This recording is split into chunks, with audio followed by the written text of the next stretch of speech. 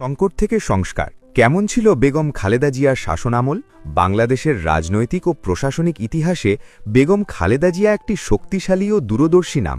১৯৯১ সালে সংসদীয় গণতন্ত্রে ফেরার পর দেশের প্রথম নারী প্রধানমন্ত্রী হিসেবে তিনি দায়িত্ব গ্রহণ করেন। তার শাসনকাল মানেই ছিল সংকটের মোকাবিলা করে রাষ্ট্রকে সংস্কারের পথে এগিয়ে নেওয়া।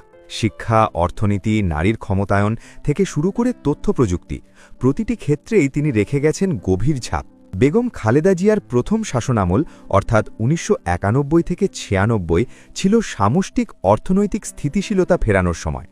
এরশাদ আমলের ১.৮% জিডিপি প্রবৃদ্ধিকে তিনি ৪.৫% উন্নীত করেন। তার আমলেই দেশে প্রথমবারের মতো ভ্যাট ব্যবস্থা চালু হয়, যা রাজস্ব আদায়ে বিপ্লব ঘটায়। এছাড়া ব্যাংক কোম্পানি আইন ও সিকিউরিটিজ কমিশন আইন প্রণয়নের মাধ্যমে তিনি আর্থিক খাতে স্বচ্ছতা ও জবাবদিহিতা নিশ্চিত করেন। শিক্ষাই জাতির মেরুদণ্ড, এই মূলমন্ত্রকে ধারণ করে তিনি মেয়েদের জন্য ১০ম শ্রেণী পর্যন্ত বিনামূল্যে শিক্ষা এবং উপবৃত্তি চালু করেন।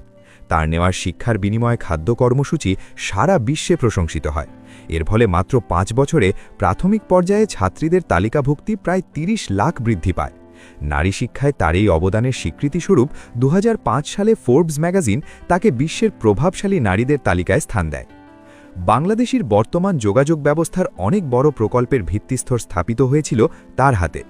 যমুনা বহুমুখী সেতু নির্মাণ সম্পন্ন করা, বড় বড় নদীতে সেতু নির্মাণ, প্রধান মহাসড়কগুলোর উন্নয়ন এবং পদ্মা সেতুর সম্ভাব্যতা যাচাই তার শাসনামলেই হয়েছিল।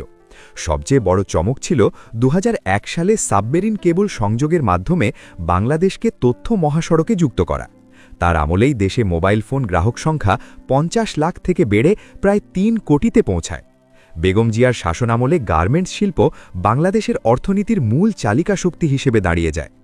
বিআইডিএসের গবেষণা অনুযায়ী ১৯৯০-৯৫ সময়ে তৈরি পোশাক খাতে কর্মসংস্থান ২৯% বৃদ্ধি পায় এবং কারখানার সংখ্যা প্রায় ৩ গুণ হয়। পাশাপাশি তিনি চামড়া, ওষুধ, সেরামিক ও ক্ষুদ্র কুটির শিল্পের শিক্ষিত যুবকদের সম্পৃক্ত করতে বিশেষ ঋণ ও প্রশিক্ষণ সুবিধা নিশ্চিত করেন। আইন শৃঙ্খলা নিয়ন্ত্রণে ২০০১ সালে বিএনপি ৪ দলীয় জোট সরকারের সময় র্যাপিড অ্যাকশন ব্যাটালিয়ন বা র্যাব প্রতিষ্ঠা করা হয়। এর মূল লক্ষ্য ছিল সন্ত্রাস দমন ও জানমালের নিরাপত্তা নিশ্চিত করা।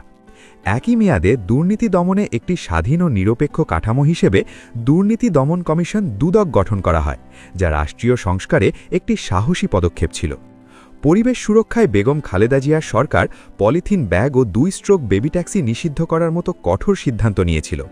এছাড়া ১৯৯১ সালের ভয়াবহ ঘূর্ণিঝড় গর্কির সময় তার সরাসরি তদারকিতে পরিচালিত অপারেশন সি এঞ্জেল উদ্ধার তৎপরতার এক অনন্য নজির সৃষ্টি করে। উপকূলীয় অঞ্চলে সবুজ বেষ্টনী প্রকল্প গ্রহণের মাধ্যমে তিনি প্রাকৃতিক দুর্যোগ মোকাবিলার দীর্ঘমেয়াদী পরিকল্পনা গ্রহণ করেন। দক্ষিণ এশিয়ার রাজনীতিতে বেগম খালেদা জিয়া এক বিরল নজির স্থাপন করেছিলেন ১৯৯৬ সালে। গণদাবির মুখে তত্ত্বাবধায়ক সরকার ব্যবস্থা সংবিধানে যুক্ত করতে তিনি স্বল্প সময়ের জন্য সরকার গঠন করেন এবং আইন পাশ হওয়ার পরপরই পদত্যাগ করে পুনরায় নির্বাচনে অংশ নেন। গণতন্ত্রের প্রতি এমন ত্যাগ ও আনুগত্য আজ অবধি রাজনীতির ইতিহাসে এক উজ্জ্বল দৃষ্টান্ত। বেগম খালেদা জিয়ার রাষ্ট্রনায়কসুলভ সিদ্ধান্তসমূহ কেবল সাময়িক সমাধান ছিল না, বরং তা ছিল দীর্ঘমেয়াদী উন্নয়নের ভিত্তি। আজ আমরা যে ডিজিটাল বাংলাদেশ বা অর্থনৈতিক প্রবৃদ্ধির কথা বলি, তার অনেক কিছুরই গোড়াপত্তন হয়েছিল তার বলিষ্ঠ নেতৃত্বে। তার প্রশাসনিক সংস্কার ও মানবিক নেতৃত্ব বাংলাদেশের ইতিহাসে একটি স্বতন্ত্র উচ্চতা তৈরি করেছে, যার সুফল এদেশের মানুষ আজীবন ভোগ করবে।